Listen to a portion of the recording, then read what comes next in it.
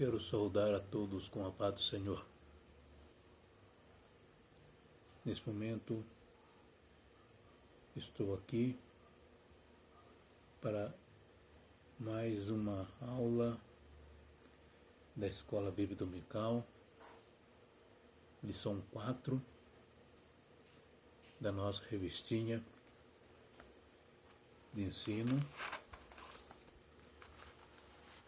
que estamos falando nesse trimestre da Igreja Eleita,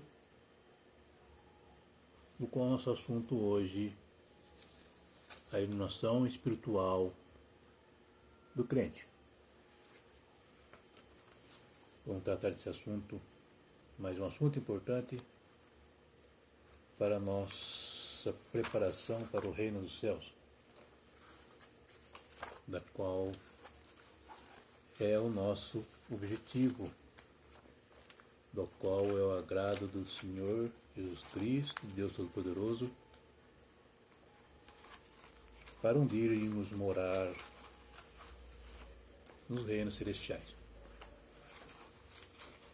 Meu nome é José Rubens Barbosa, sou da Igreja Zeredo, Assembleia de Deus, Ministério Belém, Congregação da Zeredo, onde o atual pastor dirigente é o meu pastor Renato Melo e o dirigente geral, pastor Euclides Vaz, no nosso município, Pindamonhangaba.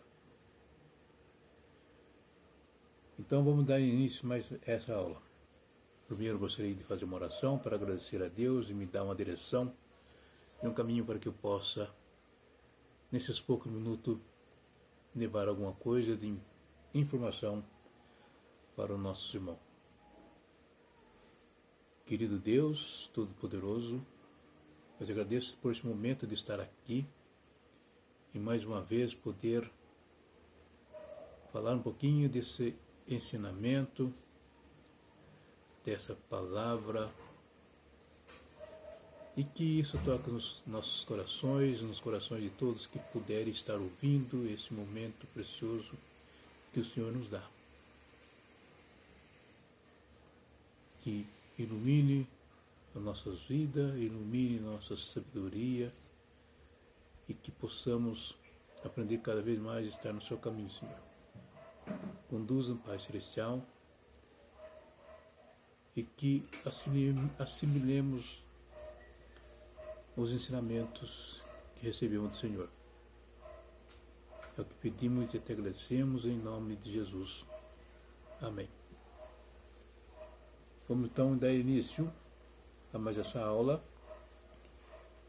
onde o título, Iluminação Espiritual do Crente. O texto áureo: para que o Deus de nosso Senhor Jesus Cristo, o Pai da glória, vos dê em seu conhecimento espírito de sabedoria e de revelação, conforme está em Efésios capítulo 1, versículo 17. A verdade prática, a vocação do crente inclui a herança de preciosas riquezas oferecidas aos eleitos pela grandeza do poder de Deus. A leitura bíblica em classe está em Efésios capítulo 1, versículo 15 a 23, que fala assim: pelo que, ouvindo eu também a fé que entre vós há no Senhor Jesus e o vosso amor para com todos os santos, não cesse de dar graças a Deus por vós, lembrando-me de vós nas minhas orações, para que o Deus de nosso Senhor Jesus Cristo, o Pai da glória, vos dê em seu conhecimento o espírito de sabedoria e de revelação, tendo iluminado os olhos do vosso entendimento, para que saibais qual seja a esperança da sua vocação e quais as riquezas da glória da sua herança nos santos, e qual a sobreexcelente grandeza do seu poder sobre nós, os que cremos segundo a operação da força do seu poder, que manifestou em Cristo, ressuscitando-o dos mortos e pondo-o à sua direita nos céus, acima de todo principado, e poder, e potestade, e domínio, e de todo o nome que se nomeia, não só neste século, mas também no vindouro. E sujeitou-se todas as coisas a seus pés, e sobre todas as coisas o constituiu como cabeça da igreja, que é o seu corpo, a plenitude daquele que cumpre tudo em vós, em todos. O objetivo geral dessa lição é esclarecer a dimensão de nossa chamada, as riquezas da herança divina e a grandeza do poder de Deus. Os objetivos específicos dentro dessa lição, primeiro é destacar a vocação e riqueza da glória inclusa na herança divina. O segundo é salientar a grandiosidade do poder divino que opera em favor dos crentes. E terceiro, expressar o exemplo de exaltação em Cristo. A introdução dessa lição, aqui na revistinha, fala assim: ainda no primeiro capítulo, o apóstolo Paulo inicia uma longa sentença assim dividida. Ação de graças, que está no versículo 15, 16 do capítulo 1. Ação intercessora, que está no versículo 17 e 19. E confissão de louvor e exaltação, que está no versículo 20 e 23. Nessa sentença, somos exortados a louvar ao Senhor pela nossa eleição, buscar a iluminação do Espírito para compreender a dimensão de toda a dimensão de nossa chamada e herança divina, bem como entender as grandezas do poder de nosso Deus. Nessa lição, nessa aula vamos entender a grandeza do poder de Deus, esse poder magnífico da nossa vida, através da iluminação do Espírito Santo, e assim compreendermos a dimensão, né, dessa chamada de Deus, que Deus tem para que todos ele creem. Nesse trecho da carta de Efésios, que vamos estudar hoje, de Efésios capítulo 1, versículo 15 e 23, Paulo nos mostra que a igreja de Deus é o povo mais poderoso do mundo. Nós somos eleitos em Cristo para sermos santos, né, e irrepreensíveis. Fomos remidos pelo sangue, fomos selados pelo Espírito Santo até o dia em que o corpo, alma e espírito sejam, né, como falar assim, plenamente livres do gozo, para o gozo eterno. O apóstolo Paulo, o que ele faz? Na sua imensa fidelidade a Deus, ele nos lembra orando, ele nos lembra agradecendo a Deus por ele, aquele povo naquela época, e ao povo de Éfeso, não assim uma demonstração de altruísmo e intercessório. Isso que ele faz nas suas orações, ele nos ensina uma grande lição, como já tivemos a oportunidade de estudar nesse trecho de hoje. Não de hoje, né? Nós estudamos no trecho da lição 3, na última lição, quando falamos sobre a sublimidade das bênçãos divinas, espirituais em Cristo, em Éfeso, capítulo 1, versículo 13 e 14. Ele nos ensinou isso aí através daquilo lá. Então hoje nós vamos falar sobre essa iluminação espiritual do crente. Essa lição ela está dividida em 3 partes. A primeira, vamos falar da esperança da vocação e as riquezas da glória.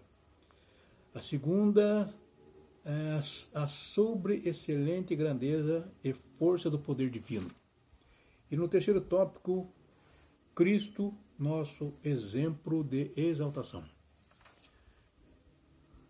Nesse primeiro tópico da esperança da vocação e as riquezas da glória, está dividido em 3 subtópicos: a ação de graça e intercessão, a esperança de vocação e a riqueza da glória, né, da glória da sua herança. Então vamos falar de primeiro dessa essa ação, né? O que é essa ação de graça de intercessão, né? Que o apóstolo Paulo se alegra em dar a Deus pela vida dos eleitos por todas as bênçãos espirituais recebidas, né? Tais como a eleição, a predestinação, a filiação e o dom do Espírito.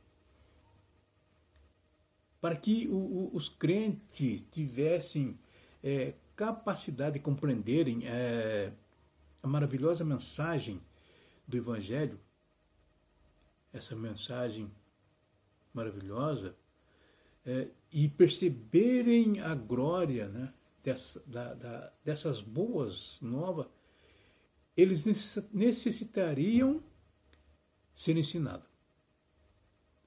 Em 1 Coríntios, capítulo 2, do versículo 14 a 15, fala assim: ora, o homem natural não compreende as coisas do Espírito, porque lhe parecem loucura e não podem entendê-las, porque elas se discernem espiritualmente. Mas o que é espiritual discerne bem, e ele de ninguém é discernido. Ou seja, né, ninguém muda de quem entende através do Espírito as palavras, os ensinamentos que Deus não deixa. Isso que Paulo quer dizer, que o homem natural não compreende. Para ele acha que é loucura. Mas aquele que tem o Espírito recebe aquilo e aquilo nada pode mudar dentro dele. Dentro do verdadeiro entendedor da palavra de Deus. Isso ele ora, né? E ele ora por todos, para que o Espírito de sabedoria e de revelação seja dado, né, aos que necessitam através da sua oração e de intercessão. Porque ele sabia e entender que muitos tinham dificuldade para entender o que Jesus Cristo nos deixou como ensinamento. A oração intercessora é um instrumento espiritual capaz de promover transformações sociais que aos olhos humanos são impossíveis ou improváveis. Por quê? Pois o foco da oração é a resposta de Deus. Esse é o foco da oração. Oremos, então, pelas pessoas fracas espiritualmente, pelas famílias conflituosas e em desarmonia, pelas igrejas e todos os seus ministérios. Vamos orar, clamar pela paz onde há instabilidade política, social e religiosa. O que Paulo quer nos mostrar? Primeiro, em Éfeso, capítulo 1, ao versículo 1 ao 14, que somos povo mais rico do mundo. Depois ele pede para Deus abrir o nosso discernimento a fim de que saibamos que somos o povo mais poderoso do mundo. Começando com uma grande bênção. E continua com uma grande intercessão. Ele vem de Efésios 1, do versículo 1 a 14, e do Efésios 1 ao versículo 15 até o 23, ele entra com uma grande intercessão. Então é isso que ele faz, pedir para Deus para que oriente as pessoas a entenderem o que caminho deve seguir. No segundo subtópico está falando assim da esperança da vocação. Essa esperança da vocação, né, que fala qual seja a esperança da sua vocação, conforme Efésios 1,18. O Espírito Santo é na atual dispensação o grande executivo da vontade divina. no plano de redenção? Em relação aos crentes. Há muitas coisas que o Espírito Santo pode fazer no homem para despertar inteira convicção das suas relações com Deus. Muita coisa. Ele leva o homem a sentir que é pecador. Desperta-lhe a consciência de pecador. Constrange-o a admitir a insensatez de trilhar no caminho do pecado e de morrer sem Cristo. E o Espírito Santo internece-lhe o coração, condói, comove, ele emociona, ele mostra o caminho que as pessoas estão erradas, dá uma direção para as pessoas, para o pecador. O Espírito Santo também ele convence o mundo da justiça de Cristo. E ainda convence os homens do julgamento. Por quê? Porque o príncipe desse mundo já está julgado. Conforme está em João capítulo 16, versículo 11. Paulo orou para a igreja, para que a igreja venha a conhecer e a experimentar essa gloriosa esperança. Ele está falando que Deus é a nossa herança. O Senhor é a porção da minha herança e do meu cálice, conforme tem em Salmo capítulo 16, versículo 5. O Senhor é a porção da minha herança e o meu cálice. Um teólogo do nome Curtis Vaughan, ele citou em um de seus escritos que Paulo expressa aqui o desejo de que os crentes compreendam quão preciosos eles são para Deus. Eles são um troféu da graça de Deus. O tesouro deles está em Deus. E num sentido bem verdadeiro, o tesouro de Deus está nos santos. Então, aqueles que vivem afastados da iluminação do Evangelho estão cegados por Satanás para a verdade espiritual. Diante desse fato, dos descrentes estarem nas trevas, na cegueira espiritual, a Bíblia muitas vezes usa a luz para retratar a salvação. Muitas vezes a Bíblia usa a luz, porque o Senhor assim nolo mandou. Eu te pus para a luz dos gentios, a fim de que sejas para a salvação até os confins da terra, conforme está em Atos capítulo 13, versículo 47. Isto é, que o Cristo devia padecer, e sendo o primeiro da ressurreição dentre os mortos, devia anunciar a luz a este povo e aos gentios, conforme Atos capítulo 26, 23. E tem muitas outras passagens dentro da nossa Escritura Sagrada que fala sobre a luz, como Mateus 4,16, João capítulo 1, versículo 4, 5, 7, 9, capítulo 3, versículo 19, 21 e assim por diante. Então, existem muitas palavras nos iluminando para tenhamos encontrar essa vocação. Essa é a esperança. Essa esperança de encontrar essa vocação. Aqui no texto tem 3 itens que falam assim: Deus chamou as pessoas no passado, ou seja, uma chamada em que ele teve a iniciativa por meio da eleição em Cristo, no qual fazemos parte. Tem o item B que fala: a chamada abrange serviço e significação no presente, isto é, achar-se irrepreensíveis, viver em comunhão e andar de modo digno. e a participação gloriosa no futuro, que compreende a vida eterna e a esperança de conhecer Deus face a face. Amém? Terceiro subtópico fala da riqueza da glória da sua esperança. Conforme ainda está em Efésios 1,18, a riqueza da glória da sua herança. A riqueza da glória da sua herança.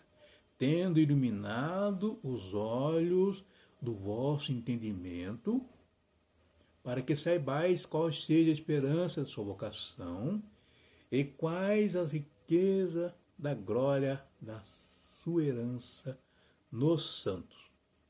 Duas palavras. Riqueza e herança. O apóstolo Paulo só desejava que os crentes entendessem o significado da mensagem. Só isso.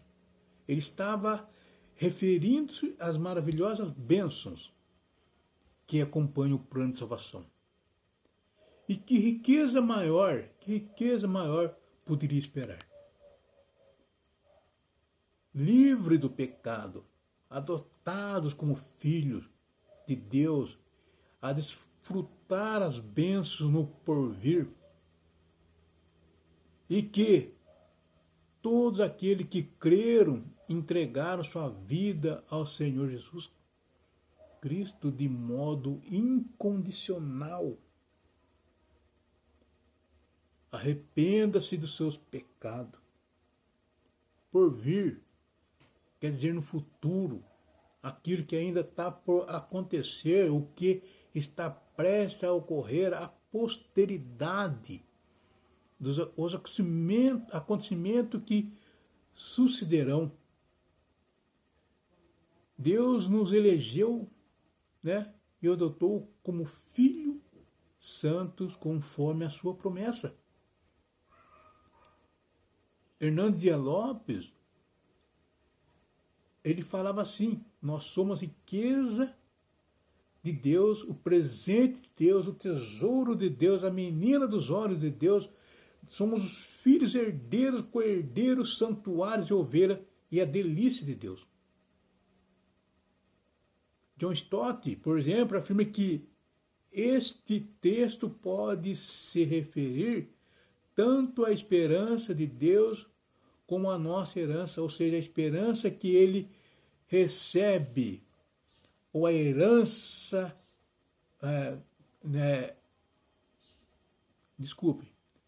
John Stott, por exemplo, afirma que este texto poderia se referir tanto à herança de Deus como à nossa herança, ou seja, a herança que ele recebe ou a herança que ele outorga, ou seja, aprova, concede, né, a cada um de nós. Ele permite, ele consente. Quais a riqueza da glória da sua herança nos santos. Paulo ora para que os crentes de Éfeso possam entender o quão eles são preciosos. Eles eram preciosos para Deus. Devemos nos conscientizar de que temos uma herança extraordinária que Deus preparou para os seus fiéis. Levando em consideração, dando graças ao Pai que nos fez idôneo para participar da herança do Santo na luz. Conforme Colossenses capítulo 1, versículo 12, entendemos que a herança de Deus é aquilo que nos dará. A herança é aquilo que Deus nos dará, é o prêmio que obteremos por causa da nossa união em Cristo, a nossa união com Cristo. E se somos filhos, somos logo herdeiros também, co-herdeiros. Se somos filhos, somos herdeiros, também herdeiros de Deus e co-herdeiros de Cristo. Se é certo que como ele padecemos, para que também com ele sejamos glorificados, conforme Romanos capítulo 8, versículo 17. Somente a iluminação outorgada pelo Espírito Santo pode levar qualquer um de nós a compreender a vastidão dessa herança gloriosa. Somente o Espírito Santo pode abrir nossos olhos. Amém? Então, que possamos receber o Espírito Santo em nossos corações e nossas vidas, para que nos guie e nos oriente para essa esperança da vocação, né, e essa riqueza da glória. Vamos agora falar sobre o segundo tópico, que fala sobre a excelente grandeza e a força do poder divino. O poder divino é imensurável e nada pode detê-lo. Em sua carta, Paulo se esmera no esforço de traduzir a grandiosidade e a eficácia desse poder que opera em favor dos crentes. Primeiro subtópico, a sobreexcelente grandeza do seu poder. Né? Sobre o excelente poder do seu poder. E qual a sobreexcelente grandeza do seu poder sobre nós, o que cremos segundo a operação da força do seu poder. Efésios capítulo 1, versículo 19. 3 palavras. Sobreexcelente, do grego uperbalou, que do modo mais qualificado significa extraordinário. Grandeza, do grego megetos, é o mesmo que enaltecer a magnitude do poder de Deus. E poder. Sobreexcelente, excelente, grandeza e poder. Do grego dunamis, que é relativo aos milagres que exigem forças fora da medida. Isso nos demonstra que somos que somente o maior de todos os poderes é capaz de realizar a transformação e a salvação do homem num poder tão grande, operando e concretizando as bênçãos inclusas na esperança da vocação e na riqueza da herança.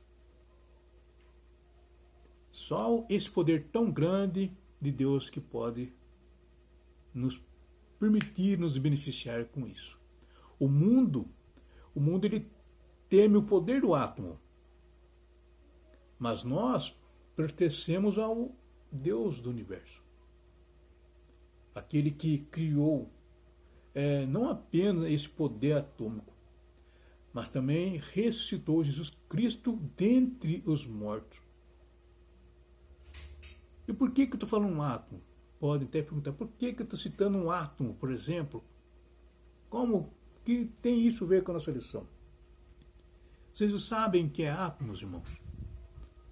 O átomo, vou ler para vocês aqui, o átomo é a menor partícula que compõe um elemento químico composta pelo núcleo, cujo interior está repleto de prótons e nêutrons e por elétrons que estão ao redor desse núcleo. Ele é excessivamente pequeno, insignificante, intervalo de tempo assim, muito breve, instante. Esse é o átomo. Uma molécula, uma coisinha tão pequena, uma partícula tão pequenininha, mas que produz uma força grande, um poder atômico. Quem já nunca ouviu falar, né, daquela bomba atômica que acabou com Hiroshima, né? Então veja só, um átomo, uma coisinha pequena assim, insignificante, o poder que tem.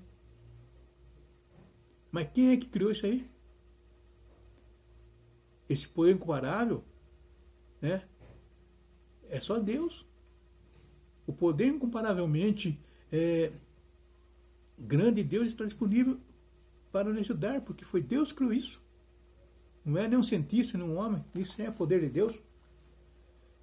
E nada é difícil demais para Ele. Temos, porém, esse tesouro, né? Por exemplo, em vasos. Temos, porém, esse tesouro em vasos de barro, para que a excelência do poder seja de Deus e não para nós, conforme está em 2 Coríntios, capítulo 4, versículo 7.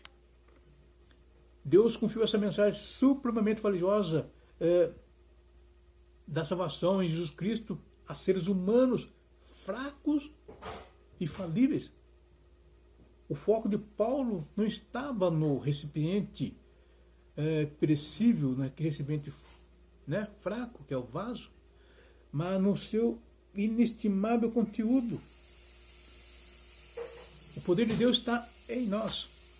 O poder de Deus está em nós. Deus nos usa para transmitir suas boas novas e Ele nos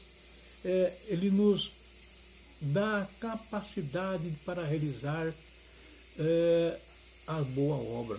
Nós somos vasos criados, perfeitos por Deus, para que possamos ter essa permissão, essa condição, essa sobreexcelente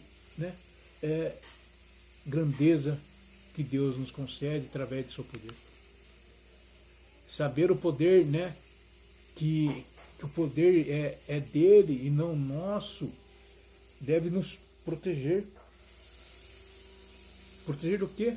Da soberba e de nos motivar a manter esse contato diário com Deus, que é a nossa fonte de poder. Ele está nos protegendo de repente, a soberba nos motivar a manter um contato diário com Deus, que é a fonte do nosso poder. A nossa responsabilidade é permitir que as pessoas enxerguem a Deus por nosso intermédio. Essa é a nossa responsabilidade. Que permita que as pessoas enxerguem que estamos envolvidos pelo Espírito Santo e que Deus está em nós. O poder necessário para vivermos uma vida piedosa vem de Deus. Pelo fato de não termos o recurso necessário para sermos verdadeiramente piedosos, Deus nos permite que sejamos participantes da natureza divina, a fim de nos guardar do pecado e nos ajudar a viver para Ele. Quando nascemos de novo, Deus nos capacite com sua glória, com sua própria vontade, através do seu Espírito Santo. Através do seu Espírito. É o que Pedro nos ensina no crescimento de nossa fé, conforme está lá em 2 Pedro, capítulo 3, capítulo 1, versículo 3 a 4. Capítulo 1, versículo 3 a 4, 2 Pedro fala assim: pelo poder de Deus nos foram concedidas todas as coisas que conduzem à vida e à piedade, pelo pleno conhecimento daquele que nos chamou para a sua glória e virtude. Por meio delas, Ele nos concedeu as suas preciosas e muito grandiosas e muito grandes promessas, para que por ela vocês se tornem co-participantes da natureza divina, tendo escapado da corrupção das paixões que há no mundo. Amém? Então nós somos isso, nós somos usados pelo Espírito Santo. O Espírito Santo nos capacita para isso.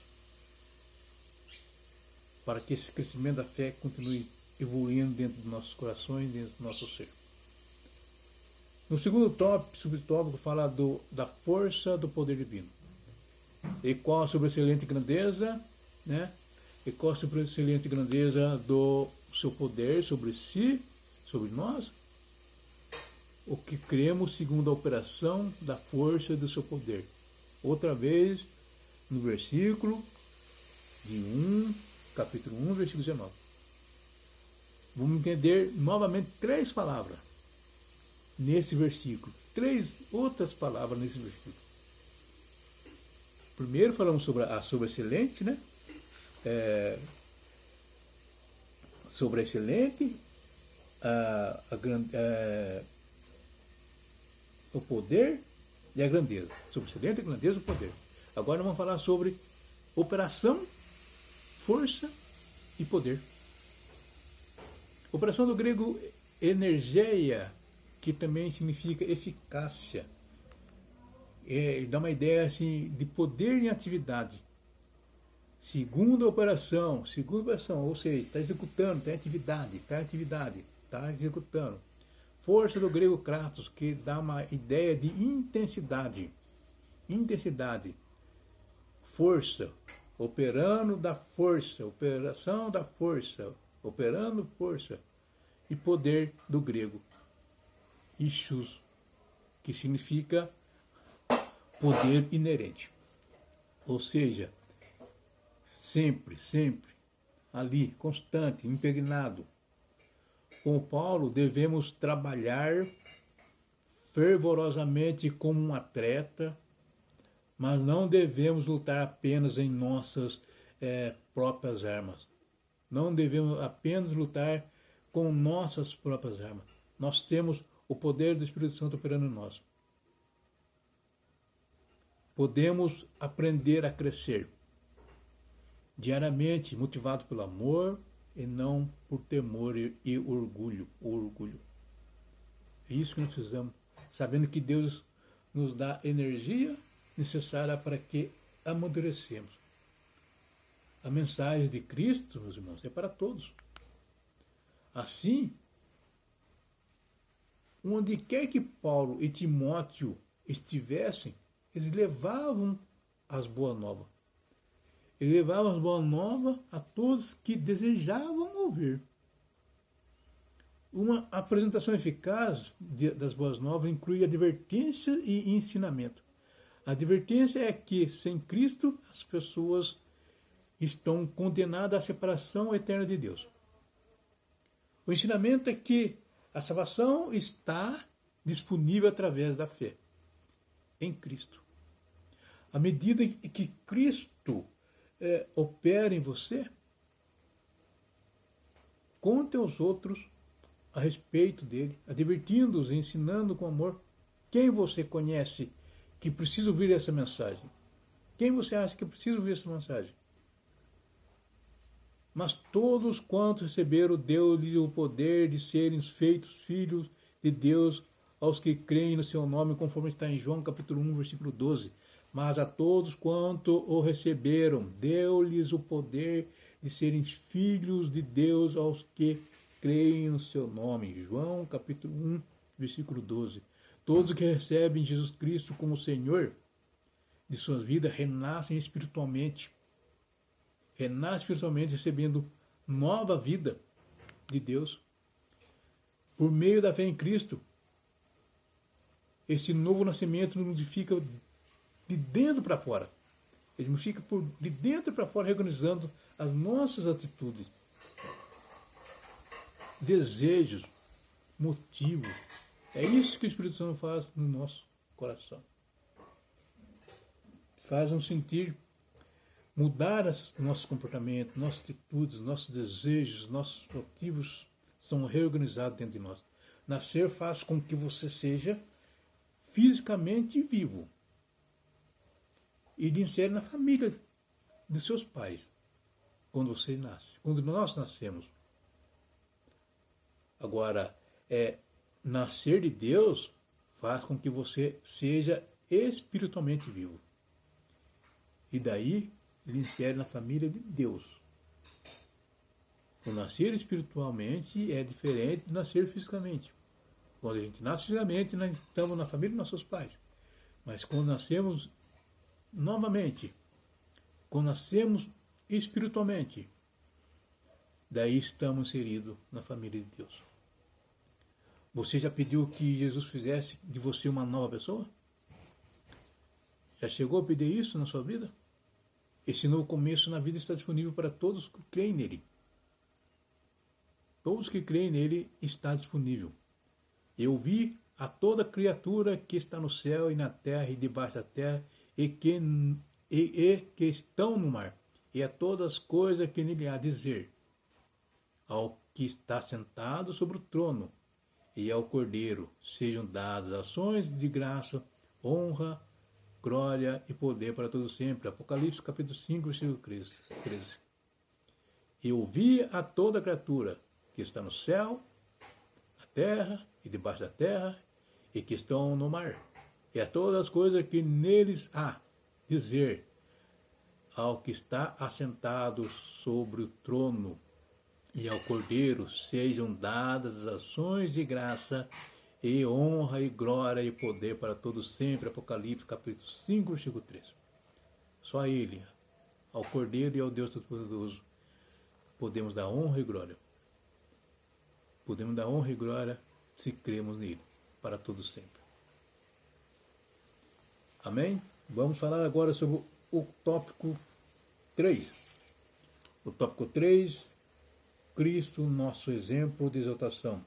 Nesse novo ponto, veremos 3 aspectos da exaltação de Cristo que atestam a grandiosidade do poder de Deus, disponível também aos crentes. A primeiro, Cristo as primícias do que dormem. Primeiro subtópico desse tópico 3. Paulo enfatiza que o poder de Deus se manifestou em Cristo, ressuscitando-os do mortos, conforme Efésios 21. Mas, de fato, Cristo ressuscitou dentre os mortos e foi feito as primícias do que dormem. Em 1 Coríntios, capítulo 15, versículo 20, fala isso. Da mesma forma como a primeira parte da colheita era trazida ao templo, né, lá no Antigo Testamento, como uma oferta, também Cristo foi a ressuscitar dos mortos e nunca morreu outra vez. Ele é o nosso precursor, a garantia de nossa ressurreição um dia para a vida eterna. Por causa do seu poder divino, conforme está em João, capítulo 11, 25, 25, Hebreus, capítulo 2, versículo 14, da promessa e do propósito de Deus, a morte não podia reter Jesus na sepultura. Por causa desse poder, da promessa, desse poder divino, da promessa e do propósito de Deus, a morte não podia reter a Jesus na sepultura de jeito nenhum. A ressurreição autenticou o ministério do Senhor, selou a sua obra. Essa ressurreição, essa obra de redenção, essa ressurreição, né, que teve, autenticou esse ministério, selou sua obra de redenção e marcou o começo de sua glorificação. E foi a confirmação pública, essa confirmação pública de que o Pai aceitou o seu sacrifício,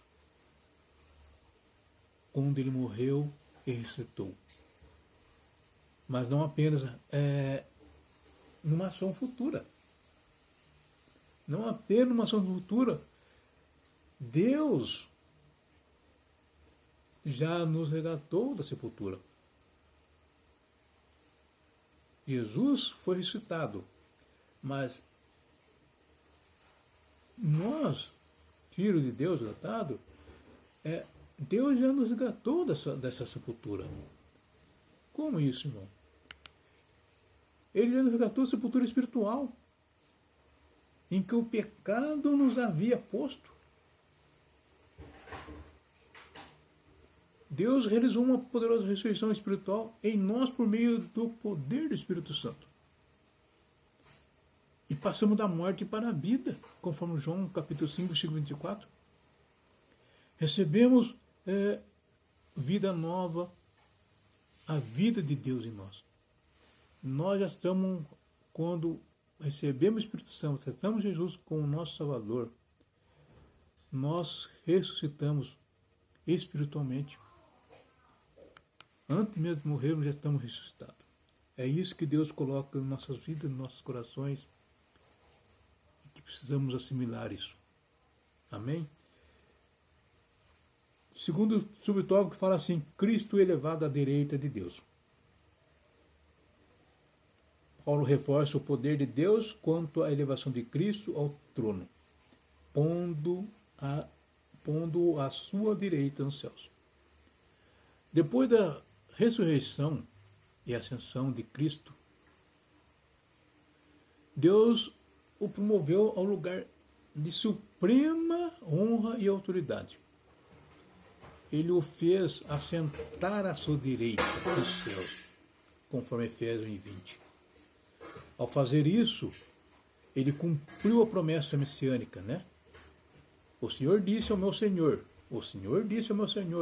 senta-te à minha direita até que eu faça dos teus inimigos um estrado para os teus pés. Salmos capítulo 110, versículo 1. O Senhor disse ao meu Senhor, senta-te à minha direita até que eu faça dos teus inimigos estrados para os meus pés. Essa era uma oração do rei Davi. Hernandes Dias Lopes diz que a direita de Deus, essa palavra que que foi usada, né, na Escritura, a direita de Deus, é uma figura de linguagem, indicando assim um lugar de supremo privilégio e autoridade. A mais alta honra e autoridade no universo foi tributada a Cristo, quando sentou-se à direita de Deus Todo-Poderoso. E chegando Jesus falou, dizendo assim, é-me dado todo o poder no céu e na terra, conforme Mateus 28:18. O local de chamados céus, conforme até Efésios, essa expressão se refere-se à morada de Deus, é onde está o Senhor Jesus, hoje com o corpo glorificado, que não pode mais morrer. Ele foi entronizado acima de todo o principado e autoridade. Hebreus 10:12 fala, mas este oferecendo um único sacrifício pelos pecados está sentado para sempre à destra de Deus. Hebreus 12:2 fala, olhando para Jesus, o autor e consumador da fé, o qual pelo gozo que lhe estava proposto suportou a cruz, desprezando a afronta e assentou-se à destra do trono de Deus. Para vivermos de forma eficaz, devemos manter os nossos olhos em Jesus. Tropeçaremos se olharmos para longe dele. Se olharmos para longe de Jesus, vamos tropeçar. A fim de dar atenção mais a nós mesmos ou às circunstâncias que nos rodeiam, né? Devemos tomar cuidado com isso. Jesus é o nosso objetivo supremo, e devemos sempre mantê-lo à vista. Mantenha Jesus sob a sua visão.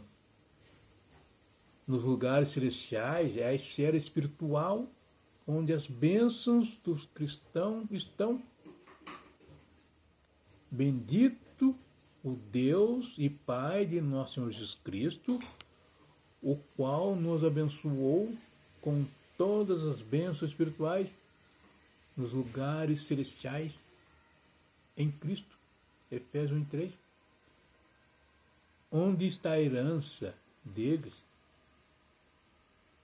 Para uma herança incorruptível, incontaminável, e que não se pode murchar, guardada no céu para vós, conforme 1 Pedro, capítulo 1, versículo 4. Onde o sentimento dele deve estar, porque já estáis morto, e as vossas vidas está escondida com Cristo em Deus, conforme Colossenses capítulo 3, versículo 3. E onde eles desfrutam da comunhão com o Senhor. É a esfera de onde toda a revelação divina provém, para onde vão todos o louvor e todas as petições. Amém? E no subtópico 3, Cristo exaltado sobremaneira.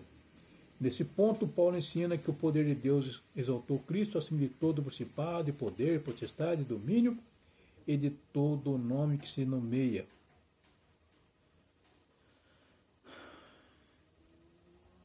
Por isso, né, tem certa passagem certa passagem afirma que Cristo subiu, que nós podemos ver algumas passagens. Certa passagem afirma que Cristo subiu, por isso, subindo ao alto, levou cativo o cativeiro e deu os dons aos homens. Ora, isto, ele subiu. O que é, senão que também antes tinha descido às partes mais baixas da terra? Aquele que desceu é também o mesmo que subiu acima de todos os céus para cumprir todas as coisas, conforme está em Efésios capítulo 4, versículo 8 e 10.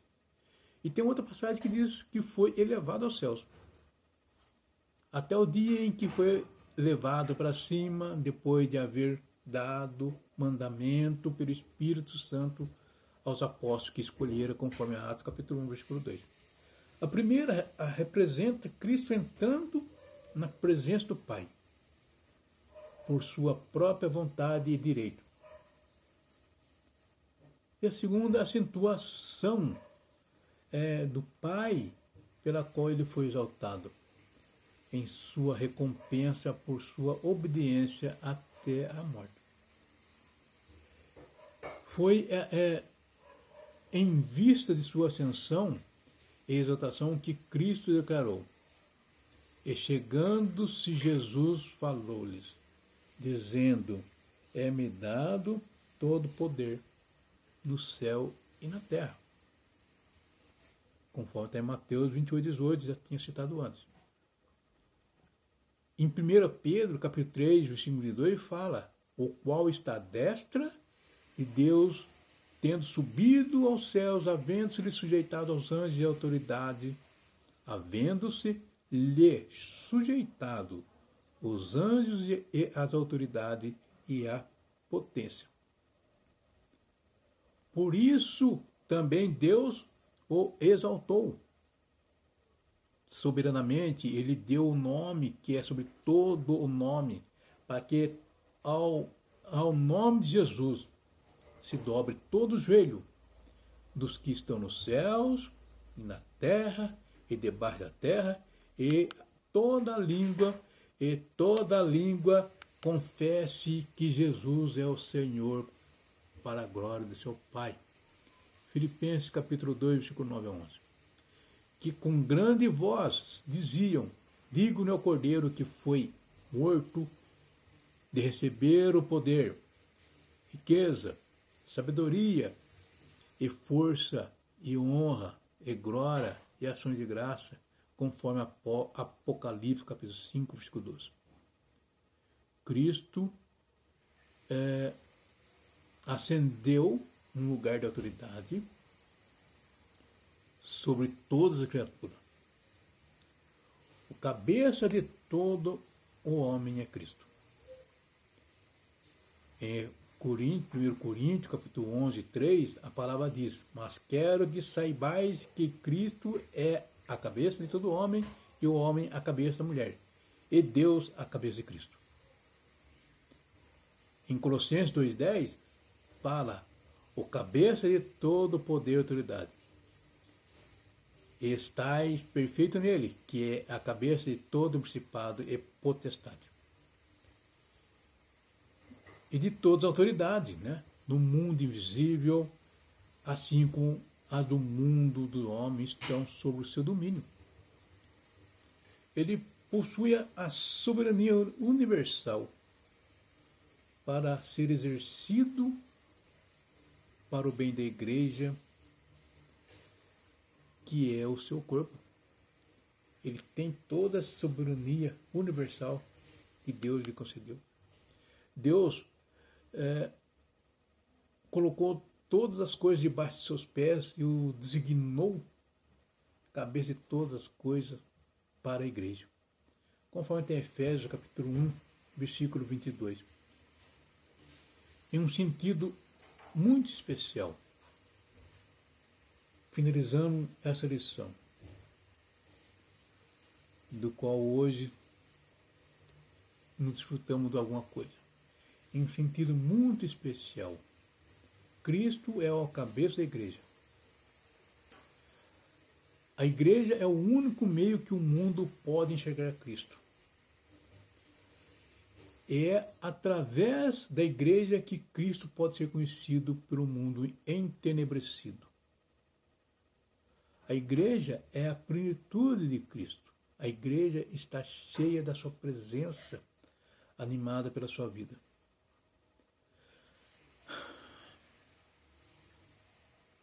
Cheia dos seus dons,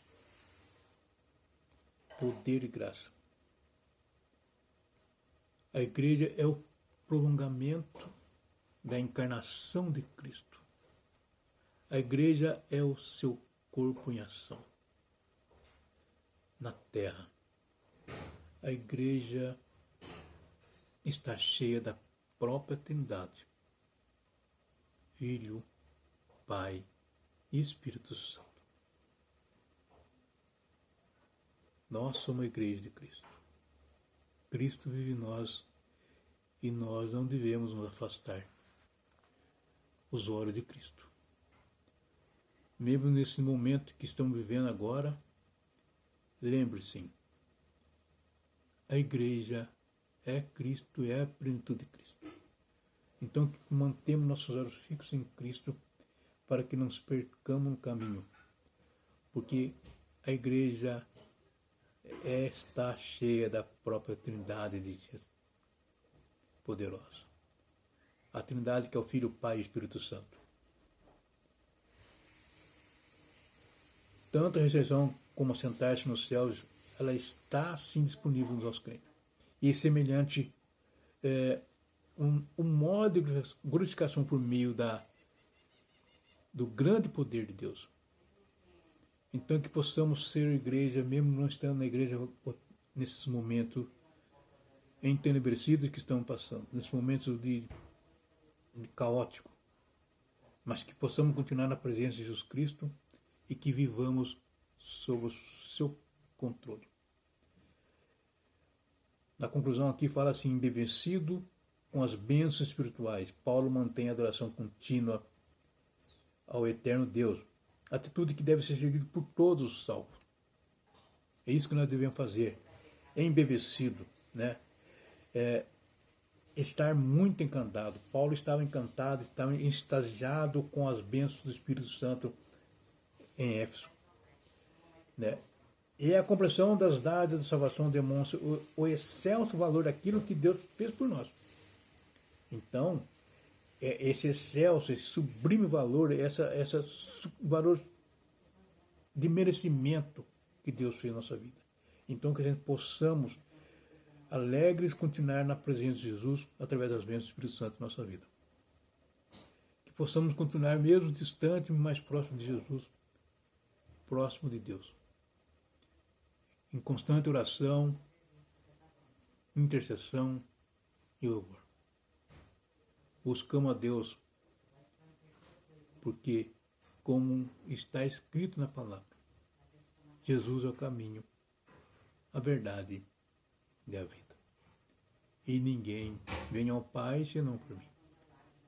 Então que possamos continuar nessa caminhada. Através da verdade, buscando a vida eterna. E eu agradeço por mais esse momento dessa aula que aqui fizemos, que aqui foi feita. Obrigado a todos que assistiram essa aula.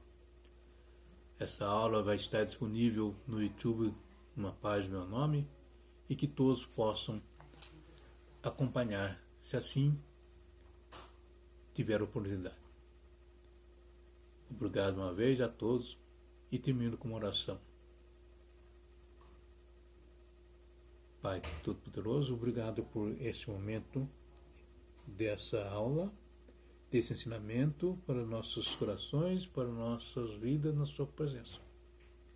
E que possamos continuar firme nessa caminhada, buscando cada vez mais aprender, cada vez mais enriquecendo os nossos conhecimentos, nossa sabedoria através de Ti, meu Deus. É o que lhe pedimos e te agradecemos em nome de Jesus Cristo Todo-Poderoso. Amém. Glória a Deus.